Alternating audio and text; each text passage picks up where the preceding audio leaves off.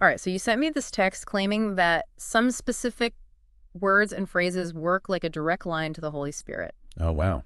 And it even says that these words can spark real change in your life, even in areas like your finances. Okay. So is this just clever wording, or is there actually something deeper going on here? Well, the text definitely emphasizes that these words can deepen your spiritual connection and maybe even lead to personal transformation. And I think what's interesting in how the text suggests that just consciously using these words aligns you with divine will. It's like you're inviting the Holy Spirit to take a more active role in shaping your life. I see. So the first word that really stood out to me was renew me. Okay. And the text makes it sound like a spiritual reset button, you know, wiping the slate clean and bringing this fresh energy. Right. And it even mentions gaining a new perspective on challenges. Oh, yeah. It's making me think about a time I was feeling totally burned out at work. Okay. And I decided to declutter my whole apartment. Now it sounds kind of silly, but it honestly felt like I was clearing out this stagnant energy. That makes sense, actually. There's a reason why that resonates. Yeah. It speaks to this whole concept of spiritual renewal, which so many different faiths embrace. Right. It's not just about feeling refreshed. Okay. It's about recognizing your own limits and seeking a higher power to restore and revitalize you. So it's not just about feeling better. Right. But the text also connects renew me to a lighter perspective on challenges, even financial ones. So is that just wishful thinking, or could there actually be something to that? Well, that's where the idea of a mindset shift comes in. Okay. When you say renew me, you're not just saying a word. Right. You're actively acknowledging that you need change, and you're inviting a higher power to work in your life. Yeah. So it's this really powerful combination of intention and surrender. It's like when you finally decide to forgive someone who's wronged you. It's not always easy. Oh, for sure. But it creates so much space for peace Yeah. and positive energy to flow back in. I agree. Speaking of which, the next word that intrigued me was teach me. Okay. And the text really emphasizes humility here. Right. Recognizing that we don't have all the answers and that true wisdom comes from a higher source. Well, this taps into a very human instinct. Okay. This desire for meaning and purpose. Yeah. Many spiritual traditions emphasize seeking guidance from something greater than yourself. It's about acknowledging that you're on this journey of learning. Right. And that you don't have to figure it all out alone. I love how the text gets super practical here. Oh, yeah. And it talks about using teach me when you're facing a really tough decision, especially when you're not sure which path actually aligns with your values. It's like asking for divine wisdom to help you navigate all the complexities of life. Absolutely. Yeah. It's not just about theoretical knowledge. Okay. It's about applying these spiritual principles to actual everyday situations. Right. Like your career, your finances, your relationships. Okay, now this next one really hit home for me. I trust in you. And it's about surrendering to a higher power. Okay. Even when things get tough, even when logic says otherwise. Yeah. And the text uses this example of the centurion's unwavering faith in Jesus's healing power. Right. And I'll admit, I've always struggled with this idea of blind faith. But the text also talks about finding strength when things are rough. Yeah. Letting go of worry, and even experiencing divine provision. Well, the centurion story is a beautiful example of how that unwavering trust can actually create space for miracles. Right.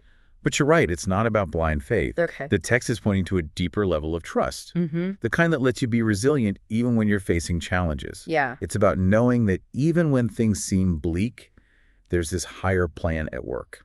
That really resonates with me. Yeah. Like when you've prepped for a big presentation and you've done everything you can. Right. And then you just have to surrender to the outcome. Yeah. Trusting that you've done your best. Exactly. Surrendering to a higher power. Yeah. Doesn't mean you just sit back and do nothing. Okay. It's about taking action, doing your part, and then letting go of the need to control everything. Right. And that release can actually bring a sense of peace. Yeah. And even lead to some really unexpected solutions. All right, let's talk about forgive me. This one goes deep. It's about letting go of resentment. Right. Finding inner peace. Yeah. And even experiencing healing. Oh, absolutely. And not just spiritual healing, but physical healing too. Well, forgiveness is such a powerful concept. Yeah. And the text highlights how Jesus forgave on the cross as the ultimate example. Right.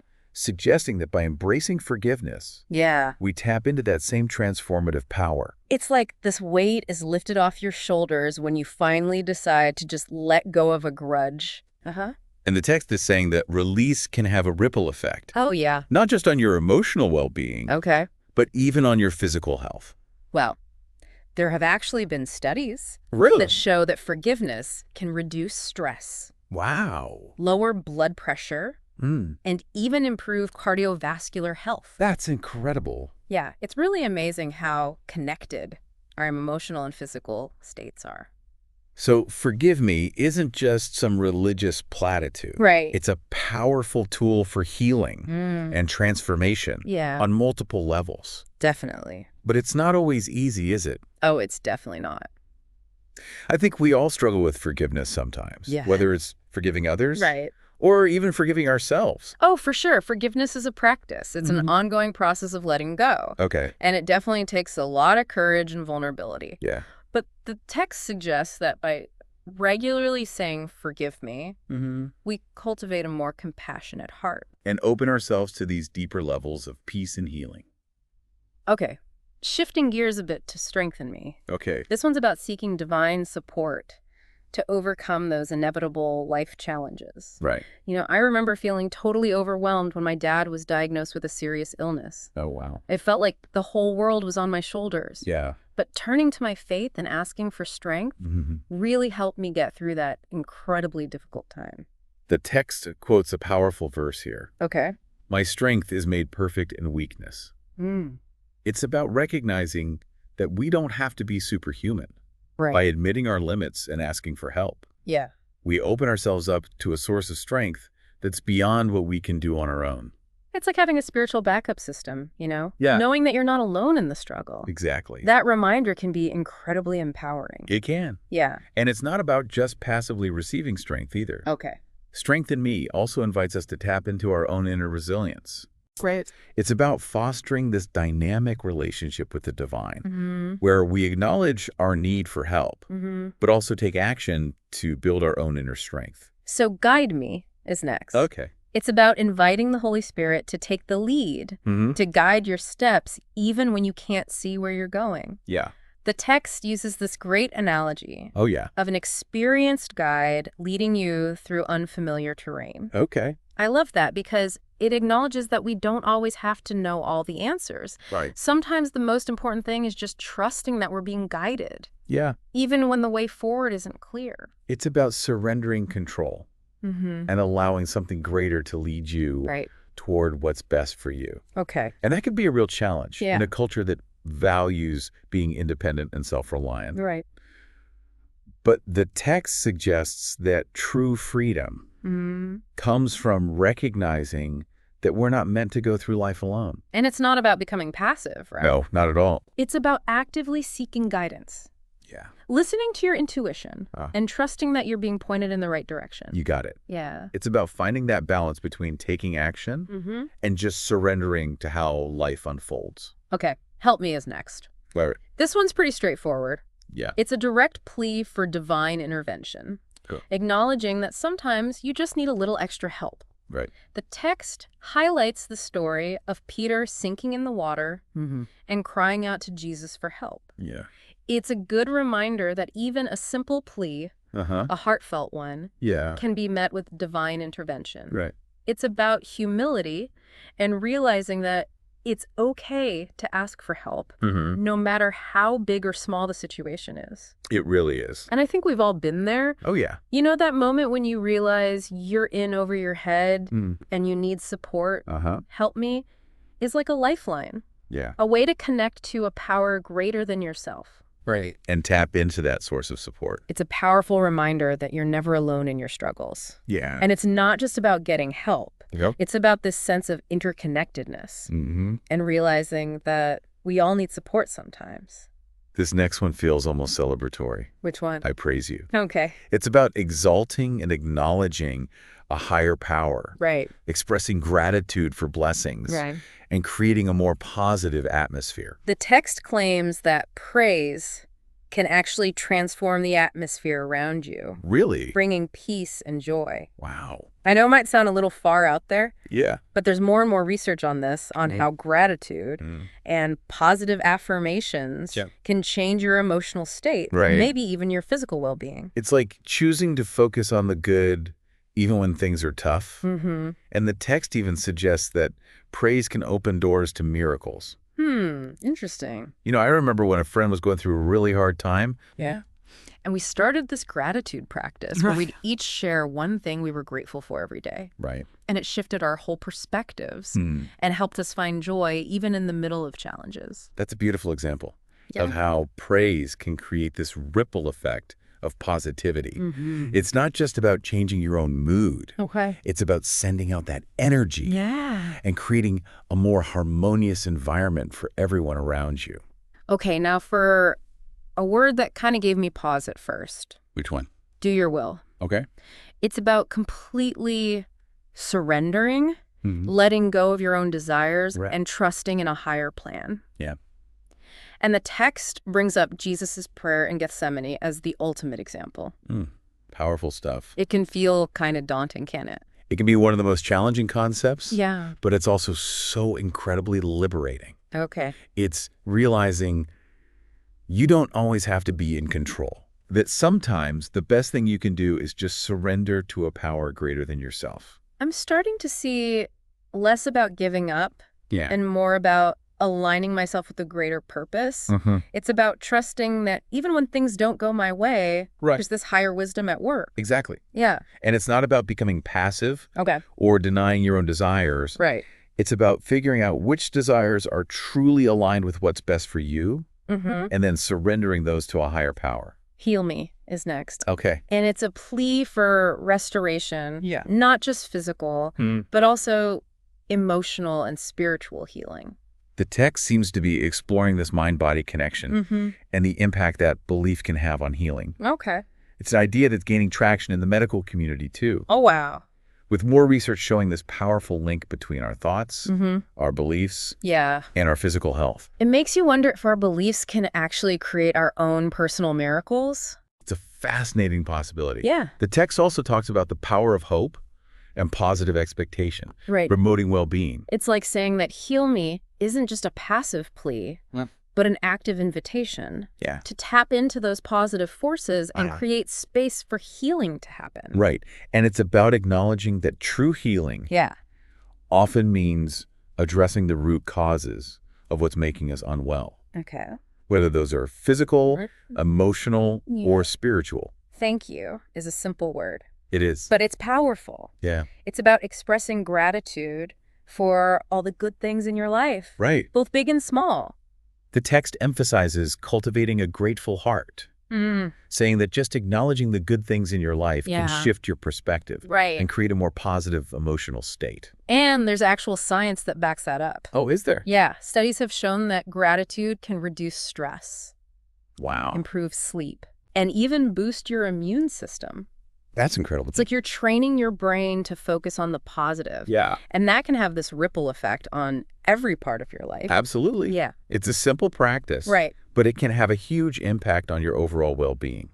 And it's not just about feeling good. Okay. It's about developing this deeper appreciation for life itself. Okay, let's wrap up this first part of our exploration with Free Me. Yeah. And this one is about seeking liberation from those things that are holding you back. Right. Addictions, fears, limiting beliefs, all of that. Well, the text connects this word to personal growth and overcoming obstacles. Right. It's about figuring out what's keeping you from living your most authentic and fulfilling life. Yeah. And then asking for the strength and guidance to break free. It takes courage to confront those inner demons, doesn't it? It does. And seek true freedom. Oh, yeah. It's not always easy. No, it's definitely not. But the text suggests that with divine help, even the most ingrained patterns can be transformed. It's about recognizing your inherent worthiness. Yeah. And embracing the possibility of a life free from the things that weigh you down. This has been incredibly eye-opening so far. Oh, good. Yeah, I'm already seeing these words in a whole new light. That's great. Yeah. Yeah, it's fascinating how such simple words can hold so much depth and power, you know? Right. The text almost seems to be giving us a framework for how to infuse your everyday life with spirituality. Okay, it's like a toolbox filled with spiritual power tools. Oh, I like that. Yeah, you got your Renew Me hammer for knocking down old patterns. You got your Teach Me screwdriver for fine-tuning your decisions. Okay. And your Forgive Me wrench for loosening those stubborn grudges. That's a good one. Yeah. I think what strikes me is that the text doesn't shy away from saying that these words can bring about real, tangible changes in your life. It even mentions positive shifts in your finances and health. Now, I'll be honest, I'm a little skeptical about that. Really? Yeah, it's easy to say renew me and hope your money problems magically disappear. Yeah. But how does that actually play out in the real world? Well, it's not about magic. Okay. It's about aligning yourself with a power greater than yourself and then taking action. Right. Inspired action. Okay. Like, for instance, saying, renew me, might push you to finally create that budget you've been putting off. Or it could inspire you to look into a new career path that fits more with your values. So it's about creating the synergy between the spiritual and the practical. Exactly. We're not just wishing for a miracle. You're actually doing something to create the change you want. You got it. Okay, so let's say I'm on board with this. Right. I'm ready to start using these words. Okay. Where do I even begin? Do I just start saying them randomly throughout the day? Well, the text is big on consistency. Okay. It says that the more you use the words, the stronger your connection with the divine becomes. Right. It's kind of like developing any new habit. Yeah. It takes practice and repetition. So instead of just throwing them out there, it's more about making them a regular part of my spiritual routine. Exactly. The text suggests finding ways to work them into your daily life. Okay. Whether that's through dedicated prayer time, journaling, or just taking a few moments during the day to pause, reflect, and connect with the Holy Spirit. I see how that could really make a difference. It's like building a muscle. The more you use it, the stronger it gets. Right. So it's not just repetition. It's also about intention. Exactly. Yeah. When you say these words, you got to really feel them. Speak from your heart and connect with the deeper meaning behind them. Now I'm wondering, what if someone tries this and nothing seems to happen? Is there a chance you could be doing this wrong? Well, the text does acknowledge that spiritual growth is a process, and it doesn't always happen right away. Right. It encourages being patient and persevering, emphasizing that the Holy Spirit works in its own time and in its own way. So it's not like a magic spell where you just say the words and boom, instant results. Not quite. Okay. It's about creating the right environment for transformation. And that can sometimes take time. Right. It's like planting a seed. Yeah. Have to take care of it, water it, give it time to grow. So patience is key. It is. But what about those times when you're really struggling? Yeah. The text talks about surrender. But isn't there a danger in just being too passive? Like just waiting for things to magically happen? That's a great point. It's important to find the right balance. Okay. Surrendering to a higher power doesn't mean becoming a doormat. Right. It's about realizing you're not meant to carry the weight of the world all by yourself. So it's about knowing when to act. Yeah. Knowing when to surrender. Exactly. Okay, so let's say someone is feeling inspired. All right. And ready to start using these words, but they don't know which ones to focus on. Does the text say there's a specific order? Well, the text emphasizes personal choice. Okay. It says to choose the words that speak to you the most, to your own needs and desires. Okay. It's like building your own spiritual toolkit and picking the tools that work best for your journey. So it's not a one-size-fits-all approach. Right. It's more about listening to your intuition and choosing what feels right in the moment. You got it. I love that. Yeah. It's about this dynamic relationship with the divine, where you're constantly listening, learning, and evolving. So now I'm wondering, are there any downsides? Are there any risks associated with using these words? Well, the text does warn against using these words with an ego or feeling self-righteous. Right. True spiritual power comes from humility and compassion. So it's not about trying to manipulate outcomes or control other people. Exactly. It's about respecting everyone's journey and approaching each other with understanding. So Does the text have any real-life examples of people who've used these words and seen results? Well, it doesn't get into specific case studies or scientific research. Right. It uses Bible stories and teachings to show the power of these words, but it doesn't go into how they work exactly. So it's more about the what than the how. Right. Okay. Which leaves room for more exploration. Yeah. You know, if you're interested in the science behind it, there's a ton of research out there on affirmations, positive self-talk, and the mind-body connection. That would be an interesting deep dive. It would. But for now, we're sticking to the spiritual side of things. Okay. I think that's important to remember. The text seems to be saying that there's a level of understanding that goes beyond what science can explain. Yeah. It's about trying these principles out for yourself. Okay. And letting them transform you from the inside out. It's like taking a leap of faith and trusting that there's more to life than what we can see and measure. It's about embracing the mystery and being open to the possibility of miracles. This has been so insightful. I'm starting to see these words, not as just words, but as these invitations to connect with a deeper reality. It's like they're keys, unlocking hidden doors within you, leading to more peace, joy, and fulfillment. So let's say someone is feeling inspired and they're ready to start using these words, but they're a little hesitant, unsure of how to start. Right. What advice would you give them? Well, I'd say approach this journey with reverence and intention. Okay. Create a sacred space for yourself to engage with these words. Right. Maybe a dedicated altar, a quiet corner in your home, or even a peaceful spot in nature. It's like setting the stage for a spiritual practice. It is. Yeah, creating an environment where you can really focus and connect. And remember, it's not about adding something totally new to your life. Okay. It's about finding ways to weave these words into the things you already do. Right. Your existing spiritual practices. So it's not about piling on more work. Right. It's about finding ways to enhance the connection you already have with the divine. Exactly. And don't be afraid to experiment. Oh, yeah. Good point. Try different things, see what works for you, and let the Holy Spirit be your guide.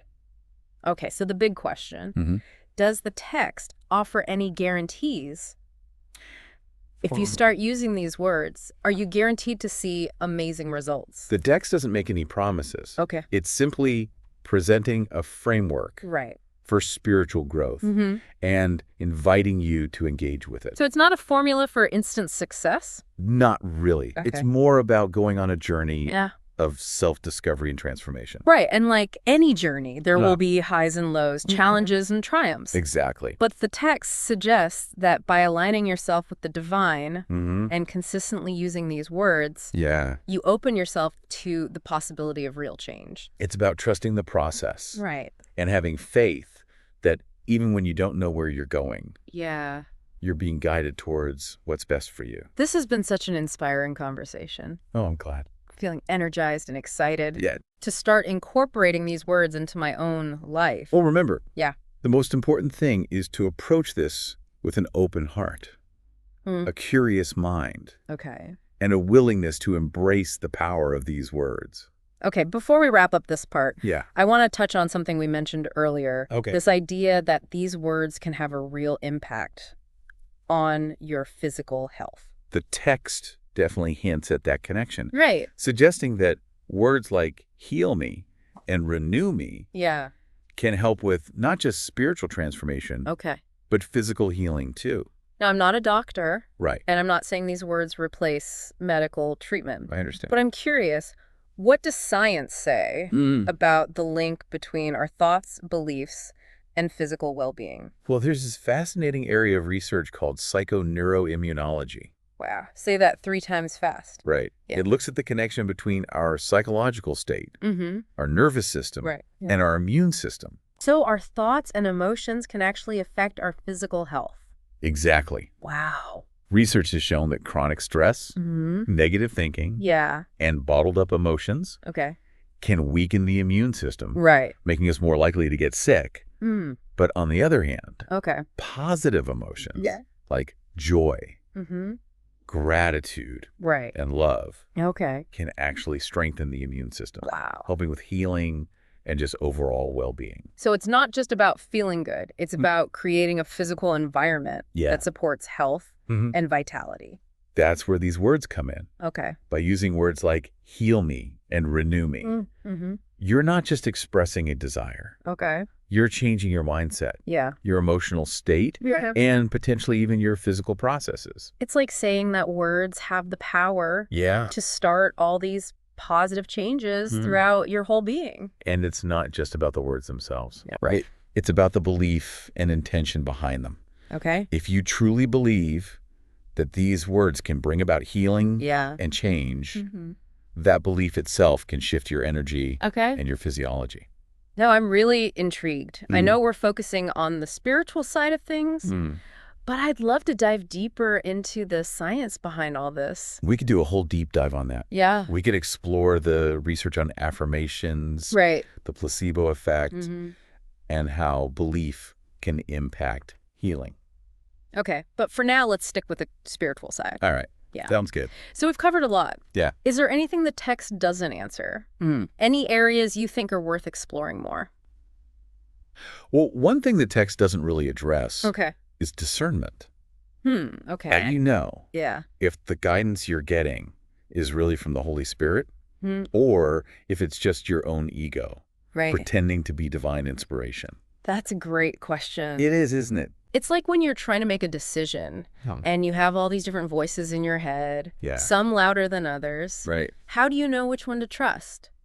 The text talks about aligning yourself with your higher self, the part of you that's connected to the divine. But it doesn't give a clear way to tell the difference between real guidance and just the noise of your ego. So it's more about cultivating a strong connection with your inner wisdom, your intuition. And trusting that you'll be guided in the right direction. It's like developing a spiritual compass. It is. To help you navigate the ups and downs of life. And it's a compass you have to keep adjusting. The more you practice discernment, the better you get at hearing the whispers of your soul. So we've got our spiritual toolbox. We're being consistent and intentional. We're cultivating discernment, and we're trusting the process. Anything else we should keep in mind? Well, one thing the text stresses is living in alignment with what these words stand for. It's not enough to just say the words. You have to live them out. So if you're asking for strengthen me, you need to be taking steps to strengthen yourself, physically, mentally, and emotionally. That's it. It's about matching your inner world with your outer world. Exactly. And if you're asking for guide me, you need to be open to receiving that guidance, paying attention to those signs and synchronicities, and acting on what you're shown. It's realizing that guidance is often subtle. And it takes being present, being attentive, and being willing to take a leap of faith. It's like a partnership with the divine. Where we're both receptive to guidance and actively going after what's best for us. You said it perfectly. This has been so insightful. Oh, I'm glad to hear that. I'm feeling inspired and hopeful about what's to come as I use these words. And remember, the journey itself is the reward. Enjoy it. Celebrate your wins. Learn from the tough times. And trust that you're always being led to where you need to be. That's something so many of us struggle with. It is, isn't it? This feeling that we're not good enough. Like we don't deserve love or healing or abundance. It's a really deep-seated belief for a lot of people. But the text offers something powerful to counter that. The words, forgive me. Forgive me. I thought that was about letting go of resentment and finding inner peace. It is, but it also connects to worthiness.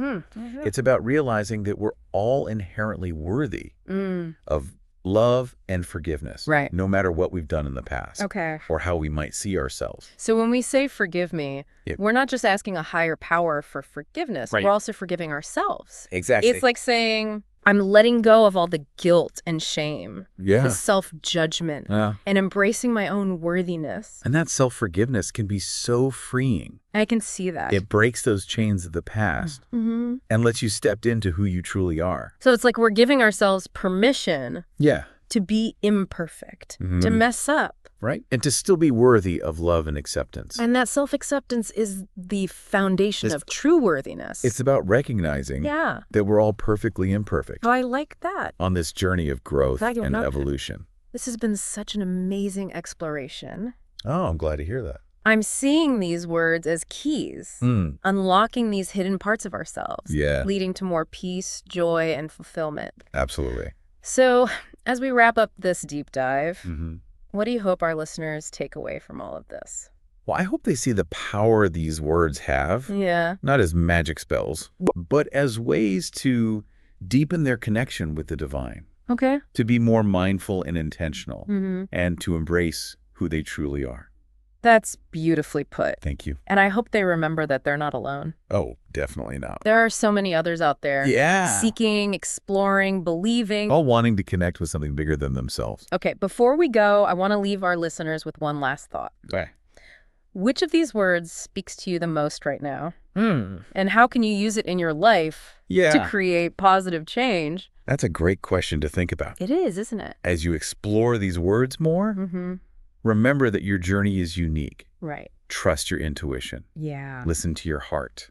Okay. And let yourself be guided towards what's best for you. It's been so great exploring these powerful words with you. It has. We'll catch you on our next deep dive.